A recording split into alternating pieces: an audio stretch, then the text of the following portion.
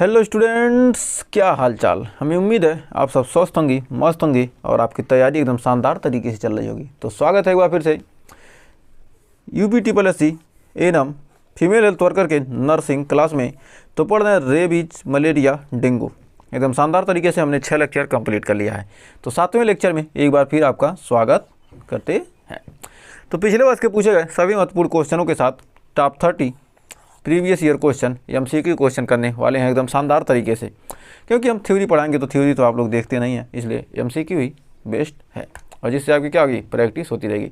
तो हम 30 क्वेश्चन करेंगे और 30 क्वेश्चन का आप आंसर देने की कोशिश कीजिएगा।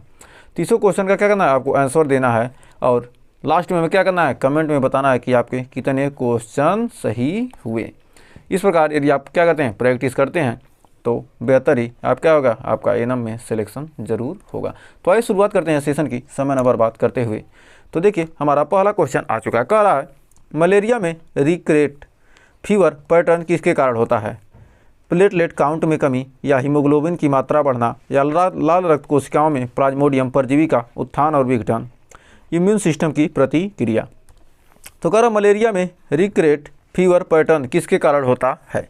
तो हमारा राइट आंसर होगा ऑप्शन नंबर सी, लाल रक्त कोशिकाओं में प्लाज्मोडियम परजीवी का उत्थान और विघटन के कारण। तो बढ़ते हैं आगे। कह रहा है कि डेंगू वायरस के संक्रमण में इम्यून सिस्टम का कौन सा घटक सबसे अधिक सक्रिय होता है? टी लिम्फोसाइट, माइक्रोफेज, न्यूट्रोफिल या ईओसिनोफिल। तो कह रहा डेंगू वायरस के संक्रमण में इम्यून सिस्टम का कौन सा घटक सबसे अधिक सक्रिय होता है? तो डेंगू वायरस के संक्रमण में इम्यून सिस्टम का कौन सा घटक सबसे, तो हमारा हो जाएगा टी लिम्फोसाइट है, ऑप्शन नंबर ए। बढ़ते हैं आगे। कह रहा रेबीज वायरस तंत्रिका तंत्र तक कितनी तेजी से पहुंच सकता है? 1 मिलीमीटर प्रतिदिन या 12 से 100 मिलीमीटर प्रतिदिन या 500 मिलीमीटर प्रतिदिन या 1 मीटर प्रतिदिन। तो हमारा क्या हो रहा है, कह रहा कितने तेजी से पहुंच सकता है क्या रेबीज वायरस हमारी तंत्रिका तंत्र में? तो 12 से 100 मिलीमीटर पर डे। नेक्स्ट। कह रहा प्लाज्मोडियम फैल्सीपैरम मलेरिया में मृत्यु दर सबसे अधिक क्यों होती है? तो प्लाज्मोडियम फैल्सीपैरम मलेरिया में मृत्यु दर सबसे अधिक क्यों होती है? यह मस्तिष्क में प्रवेश कर सकता है या यह रक्त वाहिकाओं को अवरुद्ध कर सकता है या यह तीव्र एनीमिया उत्पन्न करता है या उपरोक्त सभी। तो ये सारी चीज़ें हमारे हो जाएंगे ऑप्शन नंबर डी सही। तो इन सभी चीज़ों के कारण क्या था, प्लाज्मोडियम जो फैल्सीपैरम है वह मलेरिया में क्या मृत्यु दर को सबसे अधिक होती है। तो इन सभी कारणों से क्या होती है, सबसे अधिक मृत्यु दर होती है। कह रहा डेंगू शाक सिंड्रोम किस प्रकार का शाक विकसित करता है? जो डेंगू शाक सिंड्रोम है, न्यूरोजेनिक शॉक या कार्डियोजेनिक या हाइपोवोलेमिक शॉक या सेप्टिक शॉक। तो कह रहा है डेंगू शाक सिंड्रोम में किस प्रकार का शॉक विकसित होता है? तो हमारा हो जाएगा option number C, hypovolemic shock. Next. कह रहा रेबीज वायरस के लिए सबसे उपयुक्त वैक्सीन कौन सी है? BCG vaccine, MMR vaccine, TT vaccine या HDCV human diploid cell vaccine. तो हमारा यहाँ पर राइट आंसर भी हो जाएगा HDCV। तो रेबीज वायरस के लिए सबसे उपयुक्त वैक्सीन कौन सी? HDCV human diploid cell vaccine. तो बढ़ते हैं अगले क्वेश्चन की तरफ। तो अगला क्वेश्चन कह रहा है प्लाज्मोडियम वीवैक्स के संक्रमण में हाइपनोजोइट चरण कहाँ पाया जाता है? रक्त में, अस्थिमज्जा में, लीवर यकृत में या तिल्ली में। तो कह रहा है प्लाज्मोडियम वीवैक्स के संक्रमण पर में हाइपनोजोइट चरण कहाँ पाया जाता है? तो हमारा 7वें हो जाएगा ऑप्शन नंबर सी, लीवर यानी यकृत में। तो बढ़ते हैं आगे। तो अगला क्वेश्चन कह रहा है डेंगू संक्रमण की पुष्टि के लिए कौन सा लैब टेस्ट सबसे सटीक है? डेंगू रैपिड टेस्ट या PCR, पॉलीमरेज चेन रिएक्शन या एलिसा यानी कि एलिसा प्लेटलेट काउंट। तो कह रहा है डेंगू संक्रमण की पुष्टि के लिए कौन सा लैब टेस्ट सबसे अधिक किया जाता है? तो हमारा 8वें का राइट आंसर हो जाएगा PCR, polymerase chain reaction, option number B. Next. कह रहा रेबीज वायरस किस प्रकार के आनुवंशिक पदार्थ से बना होता है? Single stranded DNA, double stranded DNA, single stranded RNA, double stranded RNA। तो कह रहा रेबीज वायरस में किस प्रकार के आनुवंशिक पदार्थ से बना होता है? तो रेबीज वायरस किस प्रकार के आनुवंशिक पदार्थ से बना होता है? तो हमारा राइट आंसर हो जाएगा ऑप्शन नंबर सी, सिंगल स्टेटेड RNA। तो बढ़ते हैं आगे। कह रहा मलेरिया में हाइपोग्लाइसीमिया क्यों होता है? परजीवी ग्लूकोज का अत्यधिक उपभोग करता है, रोगी का काम भोजन करना, दवा के दुष्प्रभाव, प्रतिरक्षा प्रणाली की प्रतिक्रिया। तो कह रहा मलेरिया में हाइपोग्लाइसीमिया क्यों होता है? तो हमारा 10वें का हो जाएगा ऑप्शन नंबर ए, परजीवी ग्लूकोज का अत्यधिक उपभोग करता है। नेक्स्ट, कह रहा डेंगू वायरस मुख्य रूप से किस अंग को प्रभावित करता है? फेफड़े, यकृत, मस्तिष्क, हृदय।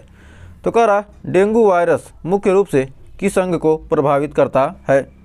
तो हमारा 11 का हो जाएगा ऑप्शन नंबर बी, यकृत को। नेक्स्ट, कह रहा रेबीज के लक्षण प्रकट होने में कितना समय लग सकता है? 1 से 2 दिन, 1 से 3 सप्ताह, 1 से 3 महीने या 6 से 12 महीने। तो कह रहा रेबीज के लक्षण प्रकट होने में कितना समय लग सकता है? तो हमारा रेबीज का लक्षण प्रकट होने में 1 से 3 महीने लग सकते हैं, यानी ऑप्शन नंबर सी। तो बढ़ते हैं 13वें क्वेश्चन की तरफ। तो कह रहा मलेरिया फैलाने वाले एनोफिलीज मच्छर को संक्रमित करने वाला परजीवी कौन सा होता है? गेमेटोसाइट, ट्रोफोजोइट या स्पोरोजोइट या हाइपनोजोइट। तो कह रहा मलेरिया फैलाने वाले एनोफिलीज मच्छर को संक्रमित करने वाला परजीवी कौन सा होता है? तो हमारा 13वें का हो जाएगा option number A, gametocyte. Next, कह रहा डेंगू हेमोरेजिक फीवर में कौन सा मार्कर सबसे अधिक बढ़ जाता है? Platelet count, haematocrit, RBC count या ऑक्सीजन सैचुरेशन। तो कह रहा डेंगू हेमोरेजिक फीवर में कौन सा मार्कर सबसे अधिक बढ़ जाता है? तो हमारा 14 का हो जाएगा option number B, haematocrit. Next, कह रहा रेबीज के इलाज के लिए दी जाने वाली PEP थेरेपी में क्या शामिल होता है? एंटीबायोटिक्स, इम्यूनोग्लोबुलिन और वैक्सीन, स्टेरॉयड, एंटीफंगल दवाएं। तो कह रहा रेबीज के इलाज में दी जाने वाली PEP थेरेपी में क्या शामिल होता है? तो हमारा 15वें का हो जाएगा ऑप्शन नंबर बी, इम्यूनोग्लोबुलिन और वैक्सीन। नेक्स्ट, कह रहा मलेरिया के इलाज में पहली बार खोजी गई दवा कौन सी थी? आर्टिमिसिनिन, क्लोरोक्विन, क्विनिन या प्राइमाक्विन। तो कह रहा है मलेरिया के इलाज के लिए पहली बार खोजी गई दवा कौन सी थी? तो मलेरिया के इलाज के लिए पहली बार खोजी गई दवा हमारी क्या थी? Quinine, option number C. Next, कह रहा डेंगू में सबसे गंभीर जटिलता क्या हो सकती है? Pneumonia, kidney failure, hyperglycaemia, multi organ failure. तो कह रहा डेंगू में सबसे गंभीर जटिलता क्या हो सकती है? तो डेंगू में सबसे गंभीर जटिलता हो सकती है option number D, multi organ failure. Next, कह रहा रेबीज वायरस को शरीर में तेजी से बढ़ने से रोकने के लिए कौन सी थेरेपी दी जाती है? एंटीवायरल दवाएं, monoclonal antibody therapy, rabies immunoglobulin, vaccine booster. तो कह रहा रेबीज वायरस को शरीर में तेजी से बढ़ने से रोकने के लिए कौन सी थेरेपी दी जाती है? तो हमारा 18 का हो जाएगा option number C, rabies immunoglobulin. Next, कह रहा मलेरिया फैलाने वाले मच्छर का सबसे सक्रिय समय कब होता है? दिन में, रात में, केवल सुबह, किसी भी समय। तो कह रहा मलेरिया फैलाने वाले मच्छर का सबसे सक्रिय समय कब होता है? तो हमारा राइट आंसर हो जाएगा रात में, ऑप्शन नंबर बी। कह रहा है डेंगू वायरस के कितने प्रमुख सीरोटाइप होते हैं? 2, 3, 4, 5। तो कह रहा डेंगू वायरस के कितने सीरोटाइप होते हैं? तो हमारा हो जाएगा ऑप्शन नंबर सी, 4। बढ़ते हैं आगे। कह रहा रेबीज का सबसे पहला ज्ञात मामला कहाँ दर्ज किया गया? भारत में, मिस्र में, फ्रांस में, चीन में। तो रेबीज का सबसे पहला मामला किस देश में देखा गया था? तो हमारा ऑप्शन नंबर हो जाएगा बी। नेक्स्ट, कह रहा मलेरिया के नियंत्रण में कौन सा उपाय सबसे प्रभावी है? मच्छरदानी और स्प्रे, केवल दवा लेना, संक्रमित व्यक्ति को अलग करना, अधिक पानी पीना।